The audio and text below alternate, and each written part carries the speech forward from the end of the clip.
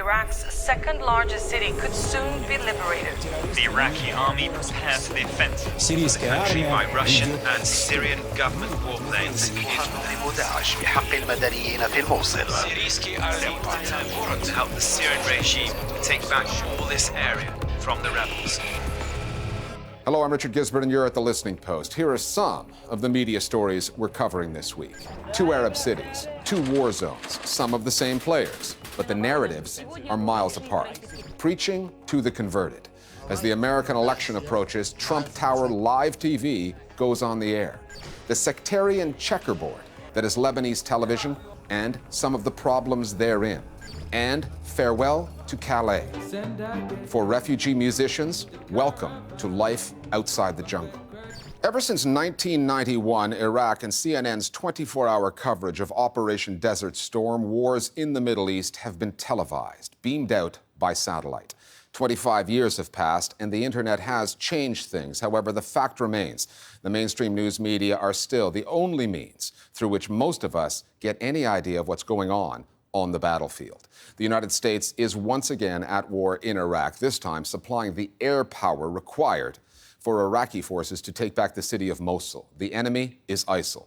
Meanwhile, the Syrian city of Aleppo is also under siege by government forces fighting to expel a rebel force. However, the air power is Russian.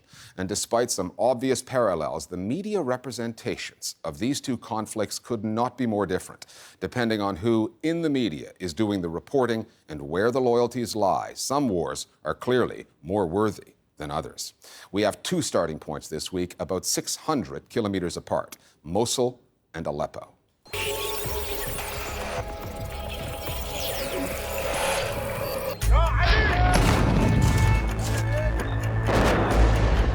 Both Mosul and Aleppo are cities now under siege.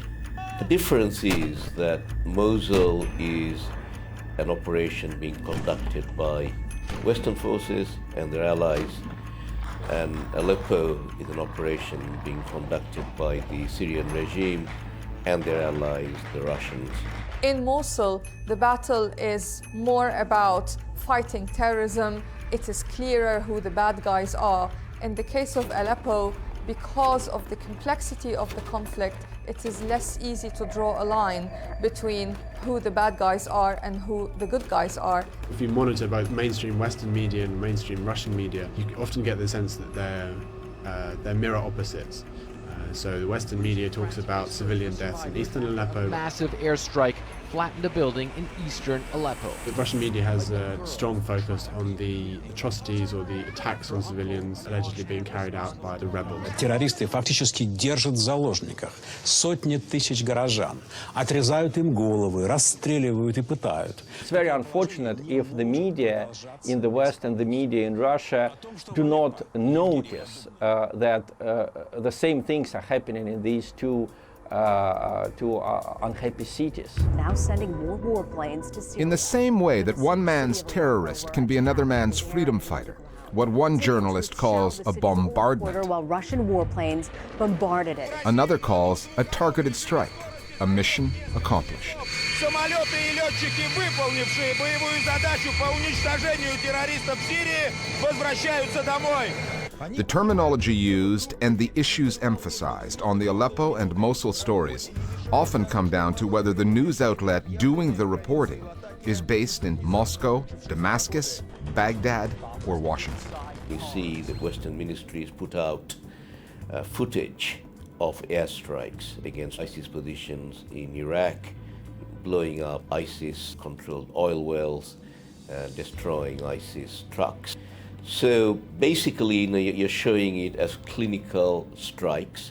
However, we know that, even with the best of intentions, you do have civilians being killed, just as civilians have been killed by the Russians and the Syrian Air Force. In fact, just today, Amnesty International put out a report saying that 300 civilians have been killed in American airstrikes in just 11 raids. There are 2 main threads that Russian media focuses on.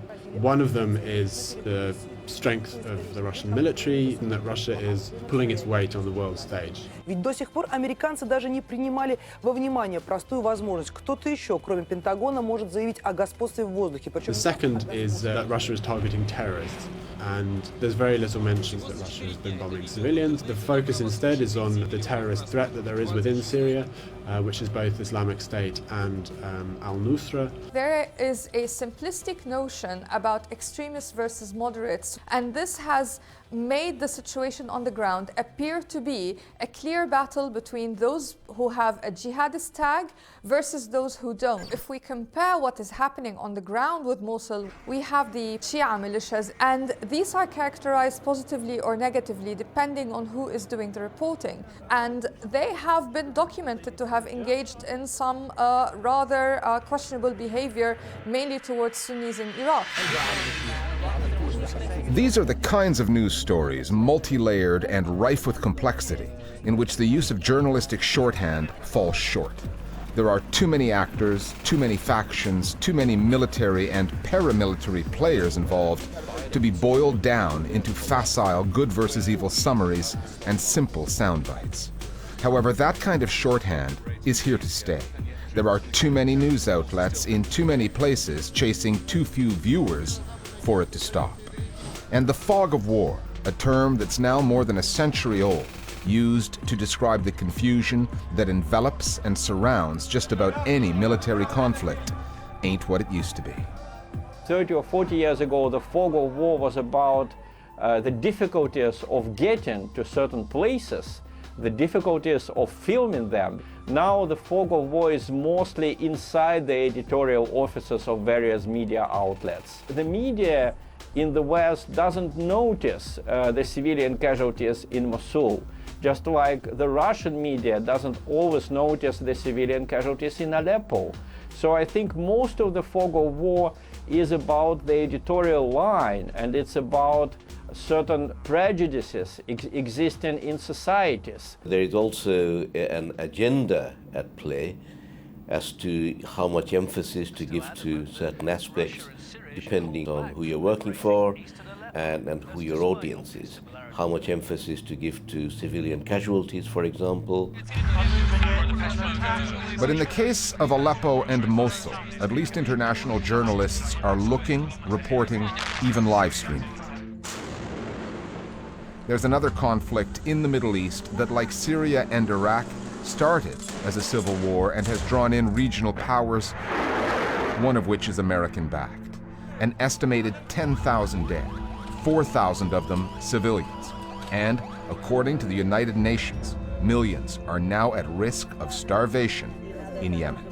Similarly to Western media, perhaps even more so, there is very little, almost nothing, I would say, in mainstream Russian media about Yemen. Often Russian media only reports statements of officials. I think that's the only way the Yemen story would make its way into Russian media. Also, I think in the West, since there is Saudi Arabia involved, and Saudi Arabia has such a powerful lobby, the Western media is not particularly interested in covering something that may make Saudi Arabia look bad. In the case of the Middle East, we can't really separate what is happening in Iraq from what is happening in Syria or even what is happening in Yemen and Libya. The problem with picking and choosing on part of the media to focus on the most immediate conflict while ignoring long-term raging conflicts is that it risks presenting these conflicts as being isolated from other conflicts taking place. It is all part of one big story, and this is missed when the media just focus on one thing.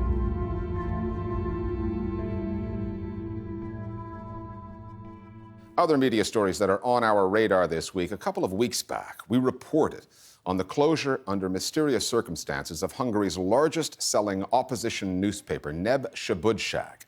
Now comes the news that the paper has landed in the hands of an oligarch with ties to the ruling party there.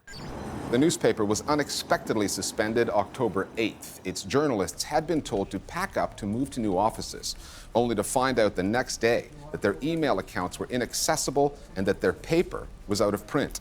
This past week, it was learned that Nepszabadsag had been sold to Amos Press, a company linked to Laurent Meszaros, who's a close confidant of the Prime Minister Viktor Orban and also the mayor of his hometown.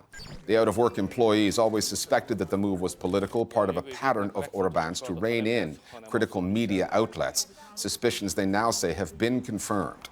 On their Facebook page, they said Amos Press has put two people in charge, Janos Loci and Gabor Lizhkai, who ran the openly pro-government newspaper Magyar Idoek. The opposition website 444.hu elaborated on that, saying it is unimaginable that Lizhkai, a hardline Orban supporter, will publish Nepszabadsag true to its former spirit.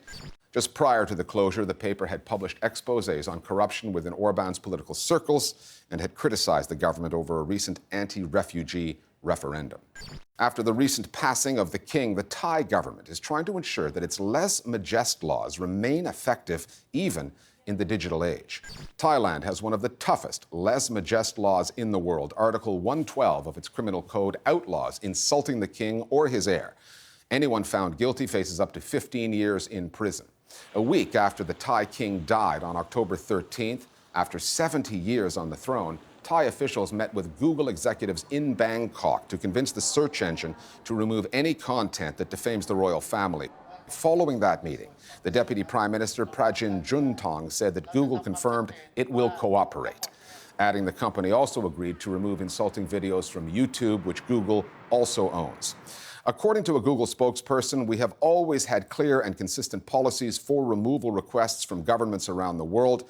When we are notified of content that is illegal through official processes, we will restrict it in the country where it's illegal after a thorough review. Thailand's military government seized power in 2014 and has since come under sustained criticism from media freedom groups for punishing dissent.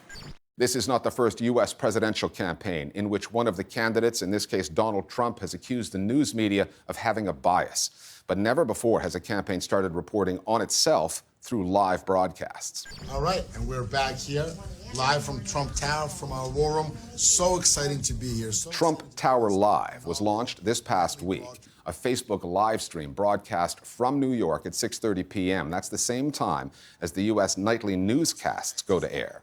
The program is hosted by a couple of Trump campaign advisors, Boris Epstein and Cliff Sims, and the plan is to run it right through till Election Day. Aside from the non-stop pro-Trump rhetoric, the show looks a bit like a 24-hour news channel with budget issues. The broadcast averaged between 40 and 60,000 viewers, which by Facebook Live standards is a pretty good number. However, in terms of TV ratings, it's negligible. The launch comes amidst speculation that Donald Trump, should his electoral bid fail, plans to launch his own television network, commonly referred to as Trump TV. Trump has denied any such aspirations. The media landscape in the Middle East has seen big changes in the 21st century. Under Saddam Hussein, Iraq was a police state with one state-owned television channel. Now it has a multiplicity of outlets. Egyptian journalism hit its high water mark after Tahrir Square, only to be forced back underground by the Sisi government. And then there's Lebanon. There's no shortage of diversity on the airwaves there, and never really has been. Beyond the sheer number of channels in a country of just 4 million, it's the ownership of those outlets and inevitably the politics that tell the journalistic story. The political and sectarian factors complicate the reporting of everything, from the war next door in Syria to much more mundane local stories, such as a garbage strike that Beirut suffered through last year. It turns out that in Lebanon, even waste management is political. The Listening Post's Tarek Nafi now on the Lebanese media space, the complexities, the challenges, and the people pushing for change.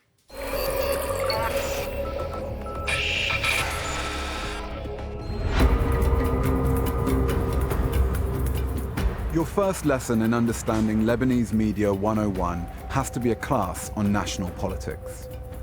Lebanon's government is based on a complex power-sharing agreement, or national pact, that divides positions of leadership between each of the country's religious groups and sects.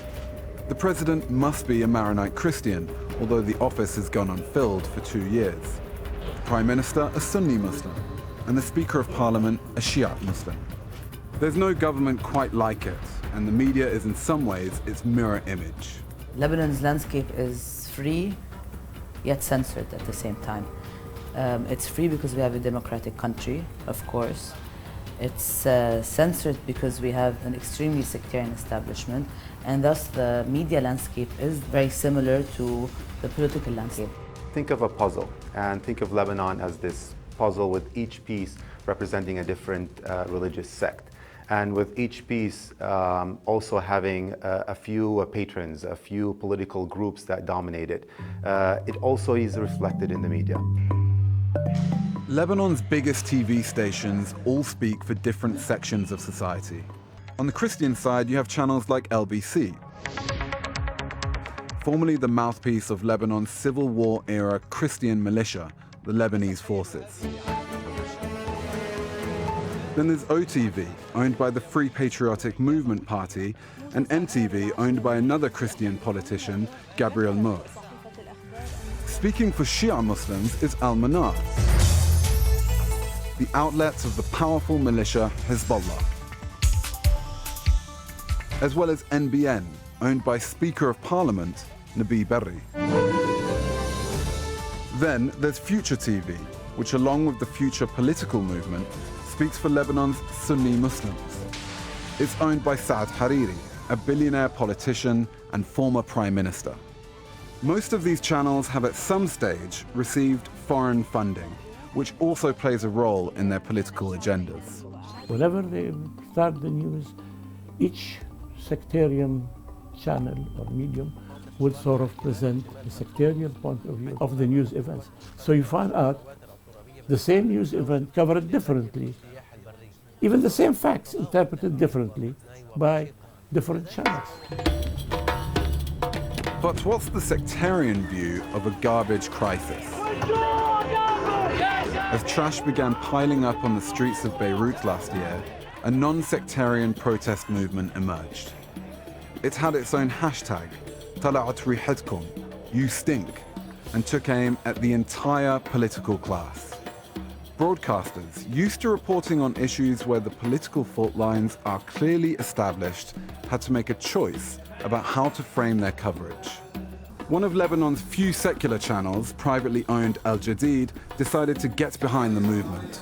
I would say we, for the first time in Al Jadid's history, we came out and we completely endorsed the movement. إنه دائما لما عم بيكون في مواجهة بين القوى الأمنية وما بين المعتصمين بيكون الحراك أصلب وأقوى. So we were very clear that those youths that were in the street, that were calling for change, that were calling for the garbage to be removed, represent us and we represent them. We received phone calls just as everyone else was receiving phone calls. The difference is we did not listen to those trying to convince us that the movement is not worthy of covering. What happened last summer was really interesting because a few media outlets started to cover the protests, not really picking sides and picking favorites, but actually attacking the entire political establishment in the country.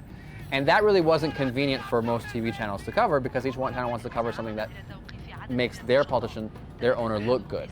And no one was looking good here. So the media was actually not just covering it from far away, but they were actually down with the protesters, and so they got to feel what the protesters were feeling.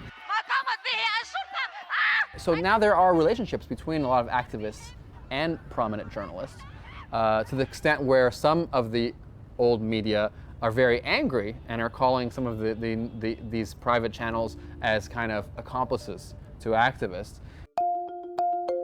This is LBC news anchor Dima Sadek, stopping for a selfie with one protester. She also went on France 24's Arabic service to defend the protesters against accusations they'd turned violent. لأن المتظاهرين كانوا جدا منضبطين إلى أقصى الحدود لم يستفزوا حتى القوى الأمنية. But while Al Jadid and LBC amplified the protesters' voices, other channels began spinning a message against them. Demonstrators were blamed for the destruction of downtown Beirut. هذه هي بيروت التي يتغنى بها الشرق ويحكي عنها الغرب. أصبحت اليوم شبه مدينة أشباح، الخراب في كل مكان. And a narrative began to take hold about Al Mandasoon, infiltrators in the crowd.